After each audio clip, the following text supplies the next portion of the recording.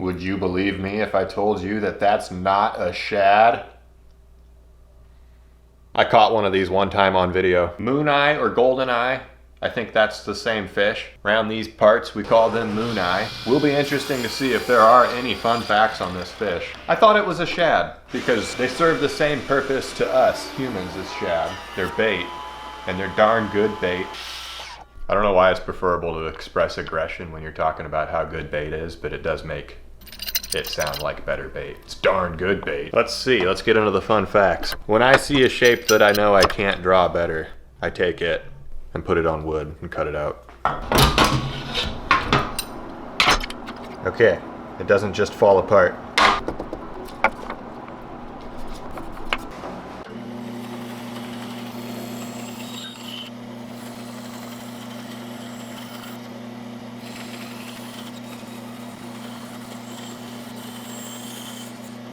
Wikipedia really let this fish down. I have to go to the Iowa Department of Natural Resources to find a good page on the mooneye. Let's not judge it as good yet, actually. We'll see if the DNR are capable of offering up any fun facts. They have deep bodies that are strongly compressed laterally. Really, what's compressing them? Is that an analogy? Are they just narrow laterally? I don't think anything's compressing. I'm being a little too critical, aren't I? Let's give the DNR a chance. They're just telling me colors of the fish. Silvery iris, fleshy keel, whatever that means. The belly has a fleshy keel but lacks scutus. Keep that in mind. It's got teeth on both jaws. It's got teeth on the roof of its mouth, and it's got teeth on its tongue. Don't stick anything in this fish's mouth unless you're at the Mooneye tournament. Mooneye mouths are pretty small. I don't think you could get much more than 1.5 ounces, 2 ounce, maybe wrapped in a little chub fillet.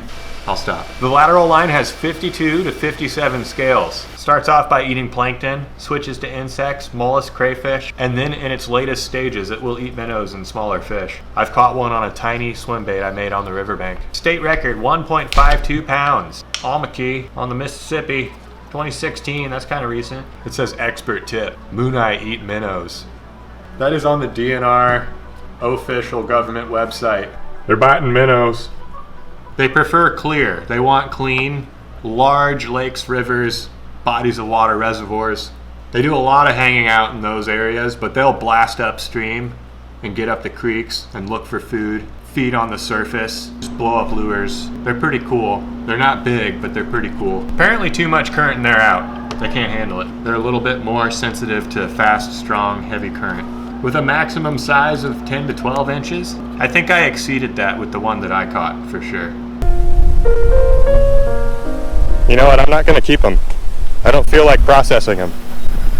Be free. It says little is known about this fish's spawning ritual, but it probably occurs at random April, May, cleaner streams. Struggling to make these facts fun. 10 to 20,000 eggs at a time, and absolutely no care is given to the young.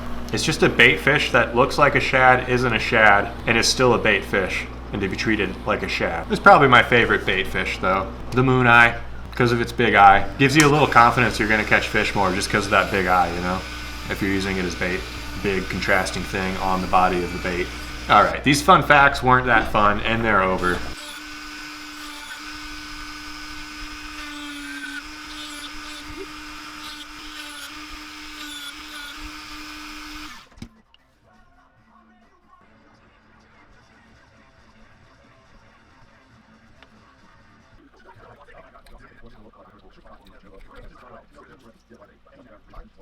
Where all of the stuff goes in this tail piece specifically is pretty complicated, so I'm gonna cut it in instead of drill it. Well, it's pretty much just gonna be a guide for my drill. This will guarantee that I don't run into anything with a drill bit that I shouldn't.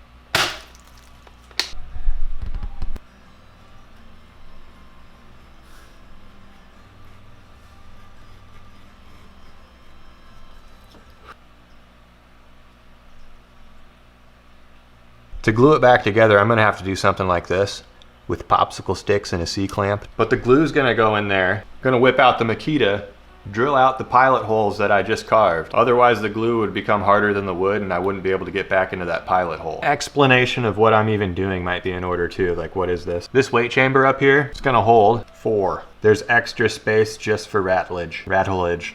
Wow. That's a good one. You probably understand that these spaces are just reliefs for the fins. There's an extra thick fin on the bottom. 1/4 inch Lexan polycarbonate, that's gonna add weight and be kind of as a ballast as well. That's why there's only 2 little bearings of weight in the back piece. A little bit of space below that joint hardware for weight, for lead. I'm gonna drill those holes, and a bunch of space up here. We're gonna try to get it to sink evenly in my test tank and just be as cool as possible, action-wise. I think it'll be worthwhile to try to achieve a slow sink anyway with 72-degree water. That might be 70, I don't know what I have it set to. Regardless, there's nothing I'm forgetting. Just put the balls in and glue. Here we go. Forgot to make my sacrifice to the squeeze out gods. Hopefully they forgive me. Because yeah, you can get stuff stuck in a chamber with this wood glue and it's just never coming loose. Like one ball gets stuck in it. You can hear all the others smack really hard against it. Don't you hate when that happens? Kind of unsettling how incompetent I feel right now.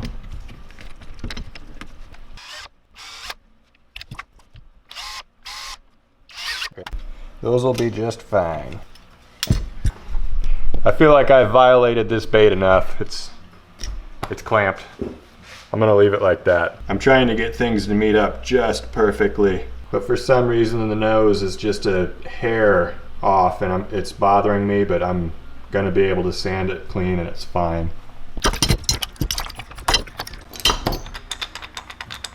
It already feels slightly bottom heavy.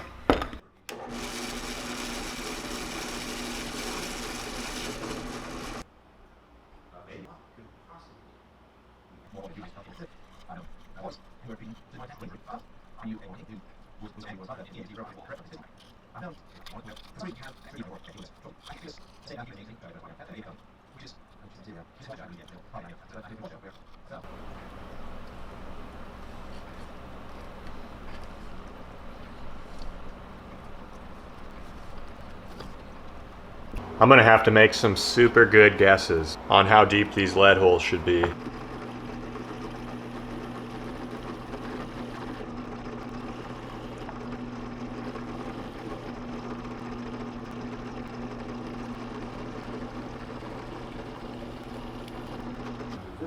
I angled it forward to get away from that cavity. We didn't hit it.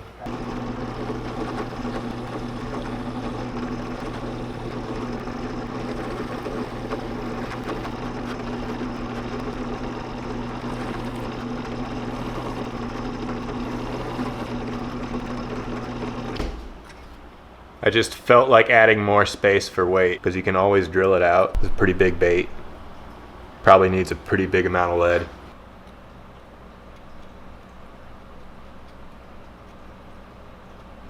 Should probably get a new blade for this fine carving.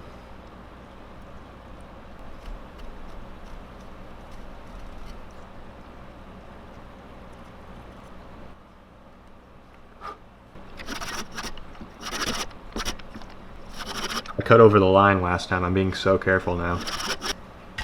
Momentous moment. My pilot hole carvings were on point. But, you know, that's the purpose. That'd be a pretty big issue if they weren't. Okay. Whew. Drop my bait.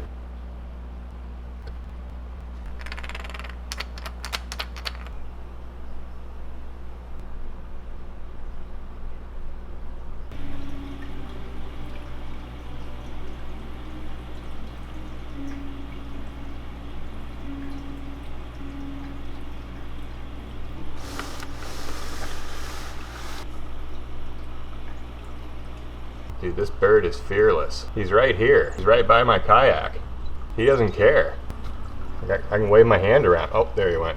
Darn. Lead is hot. Let's just fill it all the way up.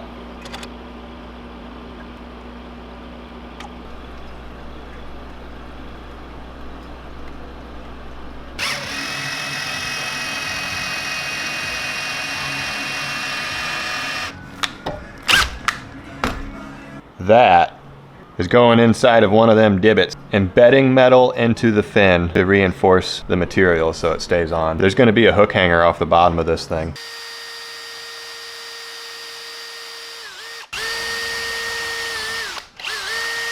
That almost slipped right out of my hand. Hook hanger, hole, hook hanger, hole. Random lure making words.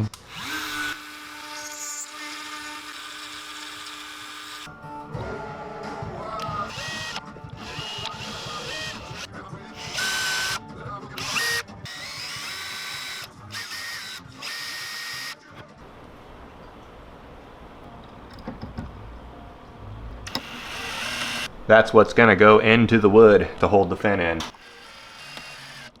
I know it's short, but there's two of them, and these twist wire things are no joke. They do hold very well. This is gonna be such an intense glue up when the time comes.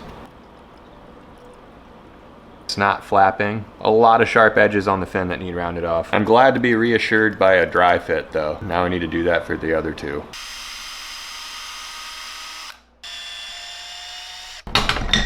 Top fin. It's not held together very well, but it's together. We're ready to tank test it.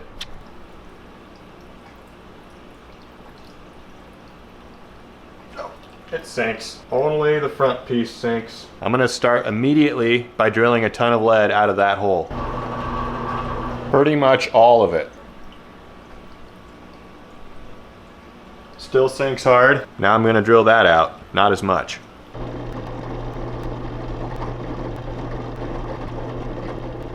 Try to keep all the lead shavings out of your mouth and take your hooks off when you drill. Apologies for the hypocrisy. This should be a lot better. Woo, it's super slow. Super slow. Okay, cool. The only... Oh. Sharp hooks. The only thing is this piece floats hard. I need to figure out a way to get lead into it. This is a predicament. This might get ugly. We're gonna fire up the lead pot. We're gonna get the Dremel out. And my first thought is to Dremel out notches on the inside of this fin slot. Hold the bait diagonal, let lead drip into there wherever I can squeeze it in.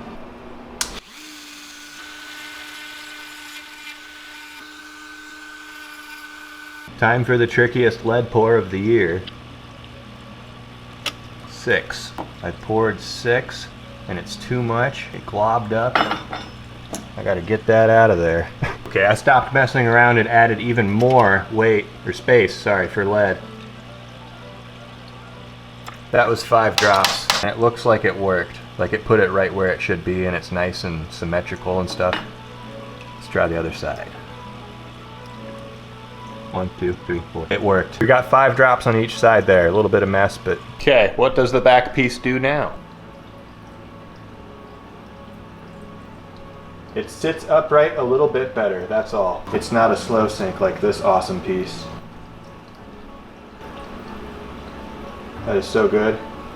Okay, probably gonna take more lead out of this even and get it just like super slow sink. What do I do about this? Do I need to pop out that lead I just poured and drill more out and then pour more and then try all this again and then finally... I'll let you know when I get it, but repeating that process is all I'm gonna do. Next attempt. Oh, wow! I already got it. Whoa, bro.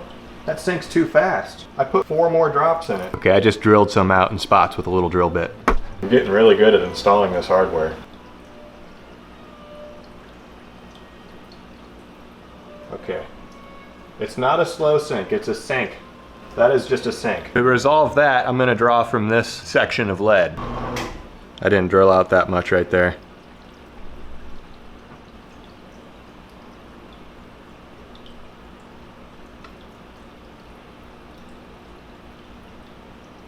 Okay, that's gonna be perfect. It's suspending and it's perfectly level.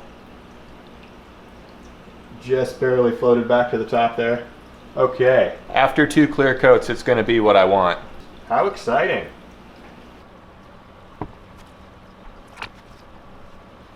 I only mix in a little bit of those micro spheres, glass balloons, just so that it's kind of back close to the buoyancy of water.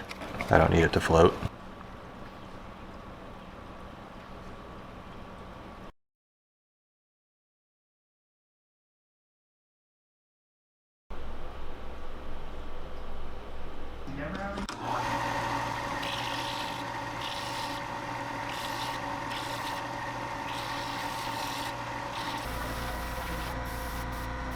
Started with white.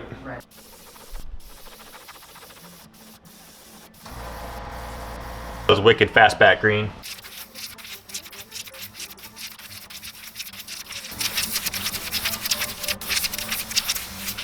Oh. I just scraped the bait with the needle. It's okay, I'm gonna go back over all this with white and clean it up. Just putting some raw sienna down randomly. That looks pretty bad, but don't worry.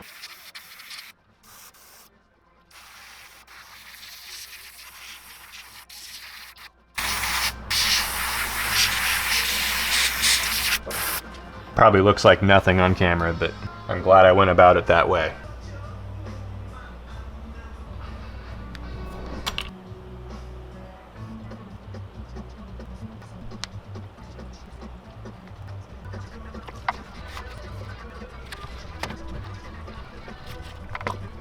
Was going for like silvery flesh, highlight red. Still translucent, I think, though. We'll get the color to come through.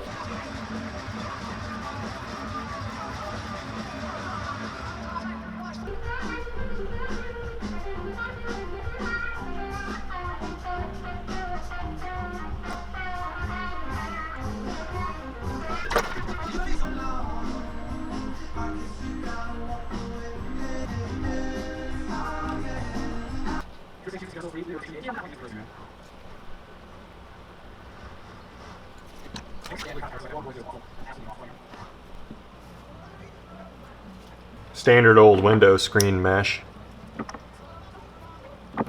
That wrapped nice and taut. You're not gonna have clean scales if they're not pressed against that epoxy.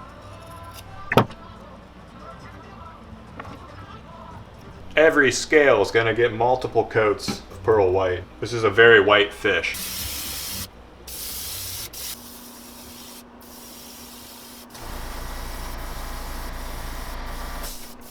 We have black magenta in the brush, film stencil material that I have a long slit cut into. Alright, that certainly did something. I'm also going to do a little something on the other side of the lateral line. It's going to go way back to here. What you're seeing is more on the mesh, not so much on the body. When you take it off, it's a lot less.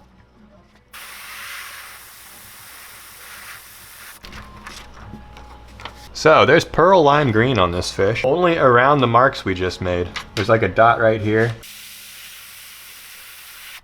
I'm just gonna stay on one side of the stencil.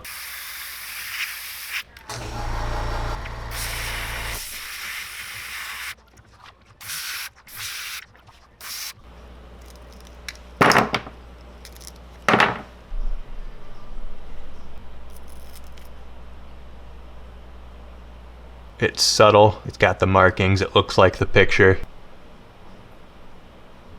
Nice. We can work with that. It's got the sheen and shine, like almost disorienting. The pearl white just kind of homogenizes. It's fantastic.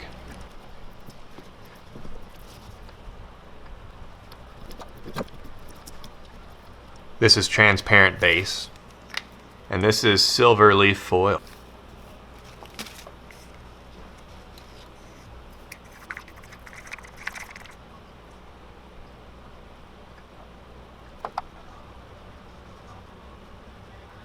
That's pretty good. It's not hard to put it where you want it.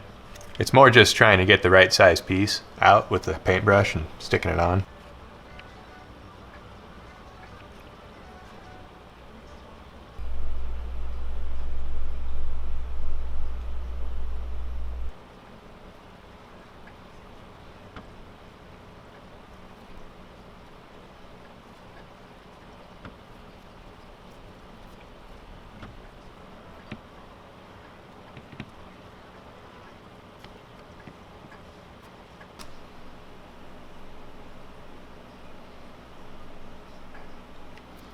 That was a glob of 5-minute epoxy. And this is a dead meat custom eye that I took the foil off of and put a little white iris around the pupil. I think we're good. What an eyeball. Wow.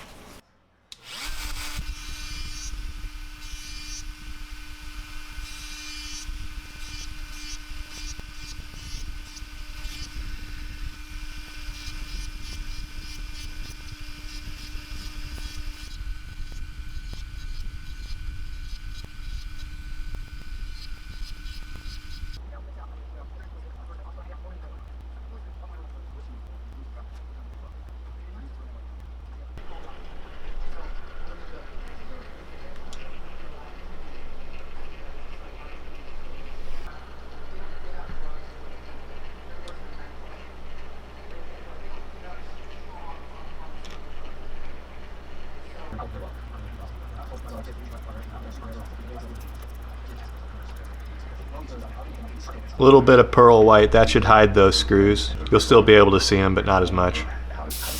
I put some of that clear coat from the bait on the fins.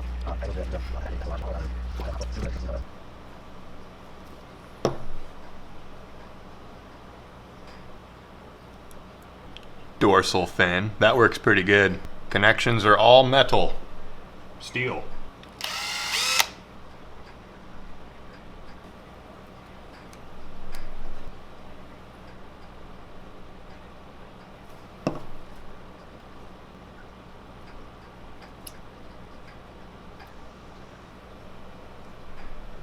Man, I really hope all of this actually does something to the action of the bait. Having each of these fins jointed is a lot of work, so it better do something. I've been sticking the fins in. Those are just incredibly perfect tolerances. It allows the fins to flop, but it still hits a stop, all of them. Mechanically flappy fins, man. So it's kind of like silicone or soft plastic fins. Saved the joint for last.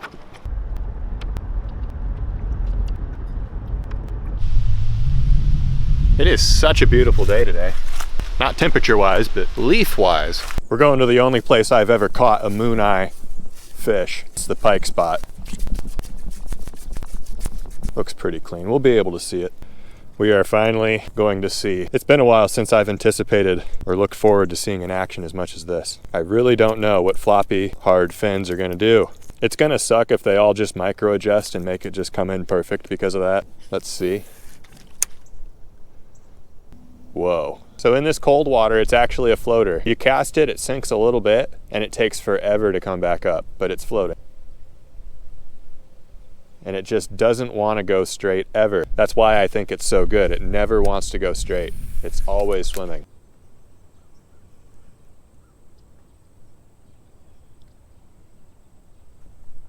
I can see the fins bending and adjusting as it swims. I'm just playing with the action of this bait. I'm not even fishing it. I might do this the whole time. I'm that interested. Awesome. When you put jointed hard fins on a bait, you get a swimmer. Stable, fast, beautiful swimmer.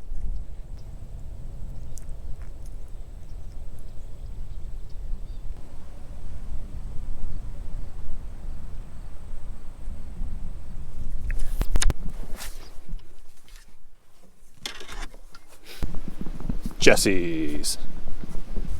Who knows? Maybe the crappies are spawning and one of them will hit it. I like how it really completes its motion side to side. It's not cut short because the action's too choppy. Full swim side to side, but it doesn't hang on a glide that long. It just does the full thing.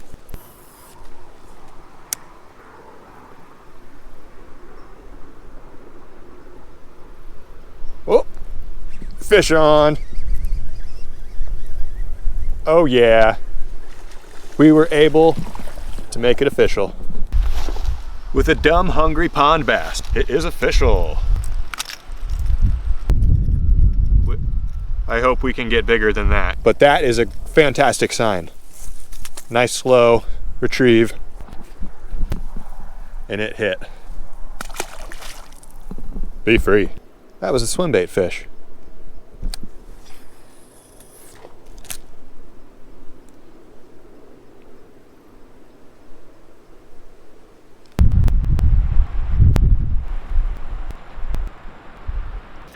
Went to 2 other spots with that bad boy. Didn't hear a fish make a peep, but I'm proud. So much integral stuff in this bait that actually serves a noticeable function. The action is noticeably different.